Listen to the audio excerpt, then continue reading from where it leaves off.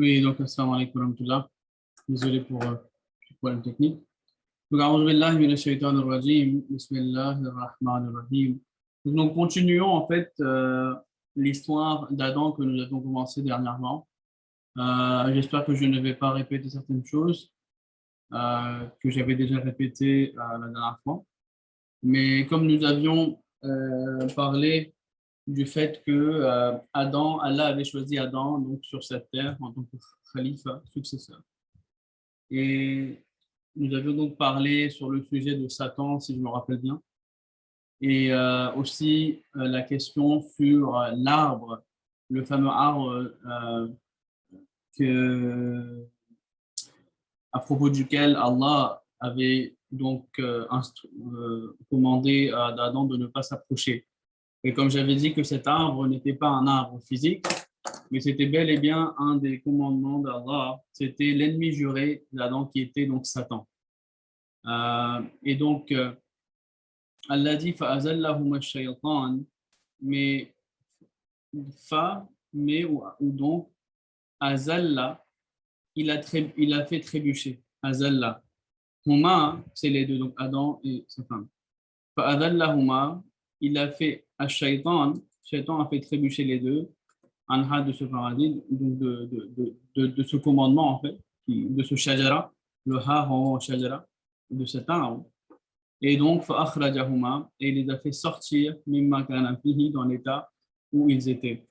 وَقُلْنَا et nous avons dit, nous leur avons اهبطوا بعضكم لبعض عدو, partez les uns étant les ennemis des autres, وَلَكُمْ فِي الْأَرْضِ مُسْتَقَرٌّ وَمَتَاعٌ إِلَىٰ حِينٍ il y aura pour vous une demeure sur la terre et une provision pour un temps. Donc ici, déjà dans ces versets, nous voyons très clairement que le mot ard a été mentionné, qui est très important. Le mot ard, surtout quand vous parlez avec nos frères musulmans et frères et sœurs musulmans, que souvent ils ont cette tendance à dire que Adam a donc, j'avais déjà mentionné cela, qu'il a été envoyé, il est au paradis. Il n'avait pas été envoyé sur terre. Alors que nous voyons que lorsque Allah a dit qu'il allait envoyer un prophète sur terre, inni ja'ilun fil ardi khalifa, fil ard a été mentionné au début.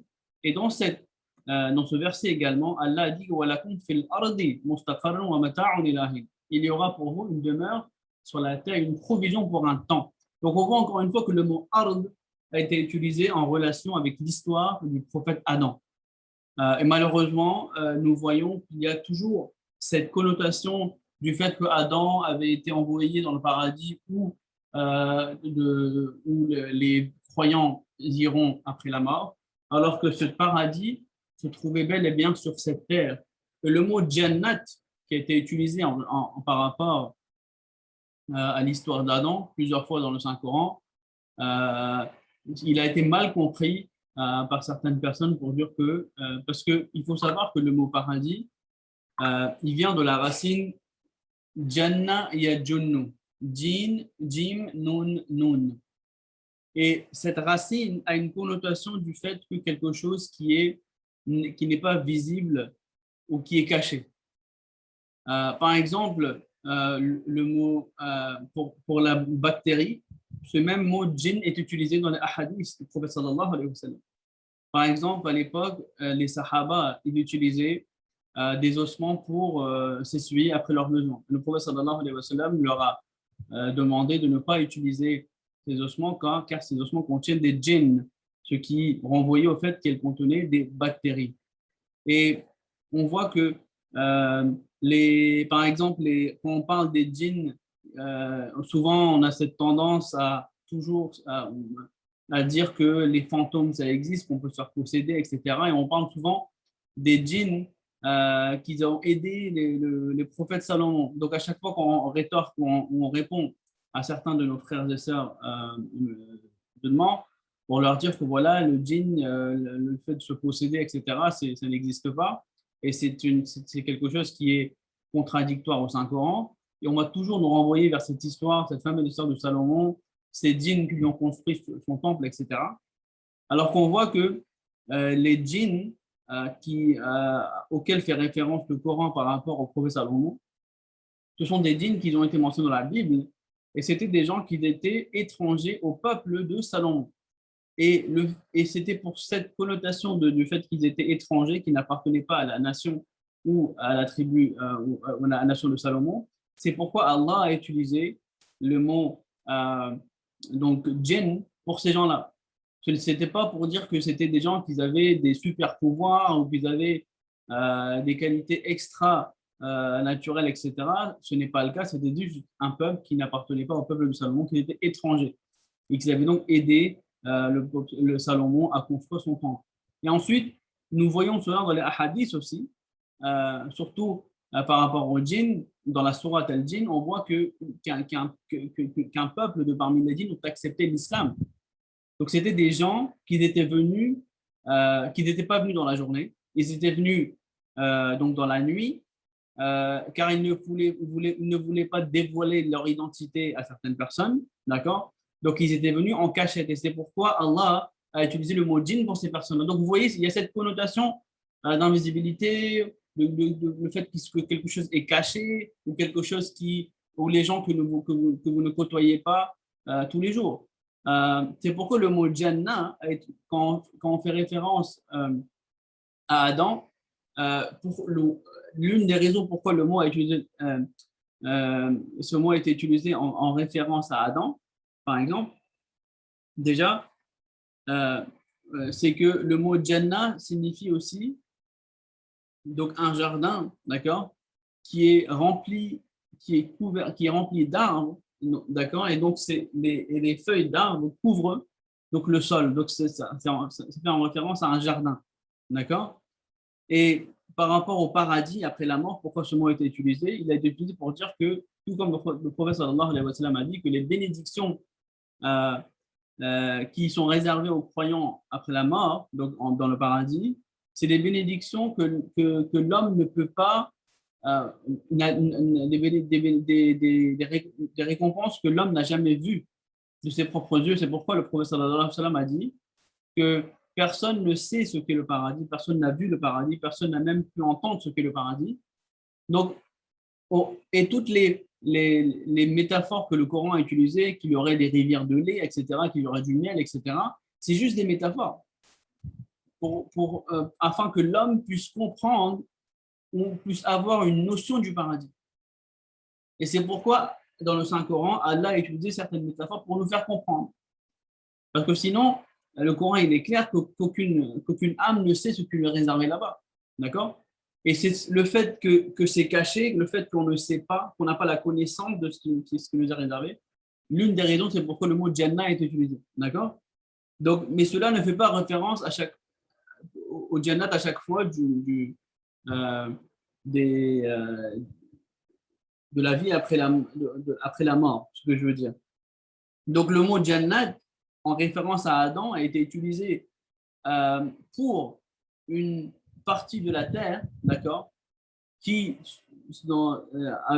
historiquement est donc une partie de la terre d'Irak, par exemple, d'accord. Et donc c'était un endroit qui était similaire à un jardin, d'accord. Mais l'autre connotation qui est plus bénéfique pour nous, c'est que comme Adam il était le premier prophète d'Allah, suscité par Allah subhanahu wa ta'ala, Adam, il allait faire face à du rejet. Il y aurait deux groupes qui vont se former, ceux qui vont l'accepter, ceux qui vont le nier. Allah fait mention de cet arbre qui était l'arbre interdit. Et cela fait référence, d'accord, à Satan, l'ennemi juré des croyants. Et c'est pour dire que les gens qui vont suivre les commandements d'Allah, ils vont faire que cette terre même deviendra un paradis pour eux. Et ce qui est une connotation qui est très importante pour nous, afin de comprendre. C'est pourquoi le Messie promis, alayhi salatu wassalam, lorsqu'il a fait le tafsir des versets de la Sourate al-Baqarah qui parlent du paradis, où les gens du paradis se parleront et ils diront que les fruits que nous sommes en train de déguster ou manger aujourd'hui, ils sont similaires de ce que nous avons mangé dans le monde d'ici-bas. Ça veut dire que les gens qui iront au paradis, alors ils mangeront déjà les fruits du paradis dans le monde d'ici-bas. Donc, et c'est pour ça que Allah dit dans le Saint-Coran que ceux qui craignent le maqam, le statut d'Allah, véritable muttaqi, ils auront deux paradis. Donc cela fait référence qu'à chaque fois qu'un prophète d'Allah il vient sur terre, alors ceux qui vont accepter ce message, qui sera un message pas facile à accepter, parce que c'est un message qui demande des sacrifices. C'est un message qui demande la réforme de soi. C'est un message qui vous demande de sacrifier vos désirs. Donc c'est un message qui ne va pas être facile à accepter. La majorité, par exemple, on voit aujourd'hui que très peu de personnes sont ceux qui suivent vraiment le Saint-Coran. Donc les gens qui, moi je dis souvent, c'est que même les croyants, ils sont souvent attaqués par des mauvaises influences dans notre société. Vous verrez peut-être très peu de personnes autour de vous qui sont honnêtes, qui ne mentent pas, qui font les 5 prières, qui font de la charité. Vous aurez plus de personnes autour de vous qui vont commettre des péchés, par exemple. Donc, certainement, c'est des sacrifices auxquels les croyants devront consentir. Et ces sacrifices, si l'homme vraiment suit les commandements d'Allah, alors, tout comme l'endroit d'Adam où il a été envoyé sur terre a été appelé paradis, eh bien, nous aussi, nous ferons que cet endroit deviendra un paradis pour nous. C'est pourquoi il est très important d'identifier c'est quoi notre bonheur. Ça, c'est très important. Il y a des personnes qui vont dire que pour moi, le bonheur, c'est l'argent. Et donc, on va essayer de faire tout pour accumuler une certaine somme d'argent. Et nous pensons que cette somme d'argent va faire que nous allons réussir à avoir ou à acquérir cette satisfaction dans notre vie. D'accord? Mais Allah le dit d'emblée avec l'histoire d'Adam. Que il n'y a que les personnes qui vont suivre Allah, c'est eux qui vont ensuite bénéficier de la satisfaction qui va venir d'Allah subhanahu wa ta'ala. Et ça, c'est très important. C'est un concept qui est très important, surtout dans les versets que nous sommes en train d'aujourd'hui étudier. Et ce concept est très important, encore une fois, comme je dis, à comprendre. Maintenant, les versets maintenant, fatalaqa Adamu min rabbihi kalimatin fataba alayhi innahu huwa at-tawwab ar-rahim. Ensuite, Adam a pris par son Seigneur certains mots de prière. Fatalaqa, donc le verbe talaqa, et talaqa signifie apprendre. Talaqa Adamu, Adam a appris min rabbihi de la part de son Seigneur, kalimatin, des mots, des mots de prière, kalimatin, c'est-à-dire des mots. Fataba alayhi, d'accord? Et il s'est tourné vers lui avec clémence. Innahu huwa at-tawwab ar-rahim. Donc ce verset nous dit que lorsque Satan a donc fait dévier Adam, Allah a informé Adam de sa faute. Et donc Adam, il s'est tourné vers Allah pour demander pardon. Et Allah lui a appris ces mots-là. Donc ces mots du Saint-Coran, cette prière qui a été apprise de Adam, et donc encore une fois, vous voyez que c'est l'humilité aujourd'hui qui est très importante ici aussi, que nous commettons des fautes, d'accord? Et la faute que Adam avait commise n'était pas une faute qu'il avait commise en faisant exprès. Ça, c'est très important. Et le Coran, Allah le dit aussi dans d'autres versets du Saint-Coran, que nous n'avons pas vu Adam ne l'a pas fait donc exprès, ne l'a pas fait intentionnellement. C'est une faute qui avait été commise, mais donc il s'est tourné vers Allah. D'accord?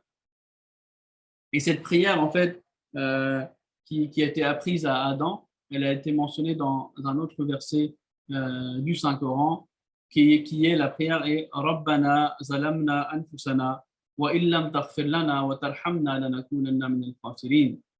Donc c'est cette prière qui a été et la traduction de cette prière est que notre Seigneur, nous avons agi injustement envers nous-mêmes, et si tu ne nous pardonnes pas, et si tu ne nous fais pas miséricorde, nous serons assurément du nombre des perdants. Donc c'est une prière qui a été apprise, qui est apprise par Allah lui-même à Adam, qui est très importante. Donc, Rabbana zalamna anfusana, وإن لم تغفر لنا وترحمنا لنكونن من الخاسرين. C'est chapitre 7, verset 24.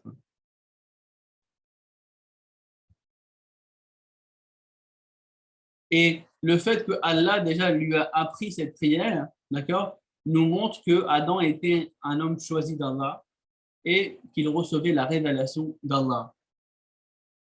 Et ce verset nous dit aussi que dans des circonstances spéciales, Allah lui-même enseigne à ses serviteurs certaines prières, de comment ils doivent prier. Et certes, les mots que Allah enseigne ont certes un degré d'importance, d'acceptance. Donc, il faut aussi utiliser ces mots dans nos prières aussi.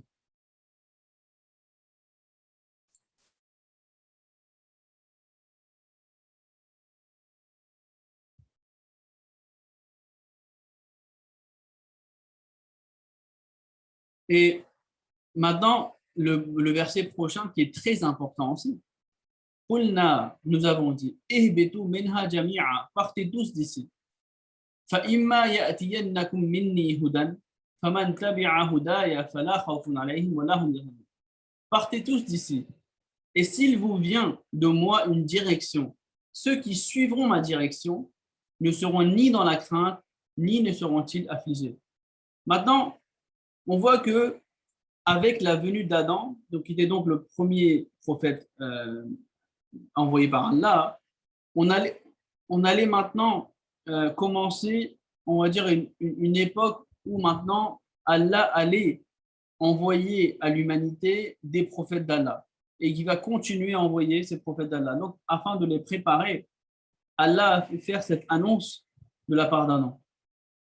Donc, ce verset est une promesse que de parmi les descendants d'Adam, des gens viendront qui seront pieux et qui inviteront les gens vers la vérité et la guidance. Et ceux qui suivront ces personnes saintes atteindront le salut. Et leurs cœurs seront remplis de la vérité, qu'ils ressentiront la paix et la tranquillité dans toutes les circonstances. Donc on voit que par Adam, cette chaîne de prophètes allait venir afin de guider les gens. Mais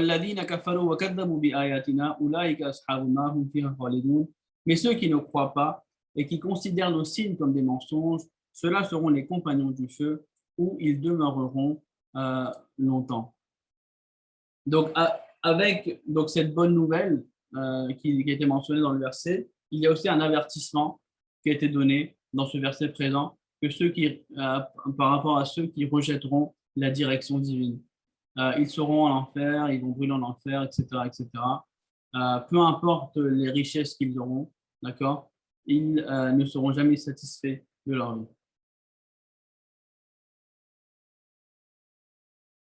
Aussi, il y a une chose que j'aimerais clarifier ici, c'est que, donc déjà, on a cette bonne nouvelle, d'accord, que la direction va continuer à venir, d'accord. Et ceux qui me suivront, ils ne seront ni dans la crainte, ni ne seront-ils affligés. Mais il y a un avertissement ici, d'accord, que ceux qui ne croient pas et qui considèrent nos signes comme des mensonges, ceux-là seront les compagnons du feu où ils demeureront longtemps. Maintenant, ici, quand on parle de l'enfer, on a souvent cette tendance à dire que l'enfer est éternel, d'accord? Mais il faut savoir que le mot khalidoun peut aussi signifier une longue période. Pourquoi? Parce que d'autres versets du Saint-Coran laissent à penser et prouvent que l'enfer ne sera pas éternel et qu'un jour viendra où toute la race humaine ou toutes les personnes qui seront en enfer partiront tous au paradis. Et c'est pourquoi le prophète sallallahu alayhi wa sallam, il y a un hadith où il dit qu'un temps viendra où les portes de l'enfer se battront comme si l'enfer est vide. D'accord? Il y a plusieurs versets. Par exemple, il y a des versets où Allah parle du fait que certaines personnes iront en enfer, iront un châtiment, mais il dit illa man sha'a rabbuk, à l'exception de ce que Allah voudra. Après, il y a les versets dans Surah Al-Qari'a où il est mentionné que fa ummuhu hawiya. Donc on parle des personnes qui auront une foi faible Allah dit dans le Saint-Coran que leur mère sera Hawiya. Et Hawiya est un autre nom pour l'enfer. Et comme on parle ici de mère, donc tout comme le tafsir a été fait de cela, que tout comme un bébé, quand il est dans le ventre de sa mère, lorsque ses organes se sont bien développés, etc., c'est là qu'il sort du ventre de la mère. De la même manière, l'enfer, c'est comme, on peut dire, un hôpital. Plus votre blessure va être grave, plus vous serez traité. Et lorsque vous allez donc être en bonne santé, vous aurez demandé de quitter entre paradis. D'accord? Donc, c'est un concept de l'enfer et du paradis, du paradis qui est très intéressant. C'est une philosophie qu'il faut comprendre. C'est que ne pensez jamais qu'Allah aime châtier les gens. Allah ne peut pas châtier une personne éternellement pour des actions qu'elle a commises temporellement. D'accord? C'est pourquoi Allah dit dans le Saint-Coran, Rahmati wasi'at kulla shay. Allah dit à propos de lui-même que ma rahmati, ma miséricorde, elle est plus que toute, elle englobe tout. Elle est plus que toute chose. D'accord? Plus que son radar, plus que sa colère. Et c'est aussi une beauté d'Allah, que Allah n'aime pas nous châtier. Il ne veut pas nous châtier. Mais c'est l'homme, malheureusement, qui, en ne l'écoutant pas, fait toujours cette faute par rapport cette faute où il refuse d'accepter l'autorité d'Allah sur lui-même. Donc après, nous allons commencer donc un autre sujet, bah, pas un autre sujet, mais qui concorde avec celui-ci. Aujourd'hui, nous avions fini donc l'histoire d'Adam. Mais comme j'ai dit, cela nous apprend beaucoup, beaucoup de leçons.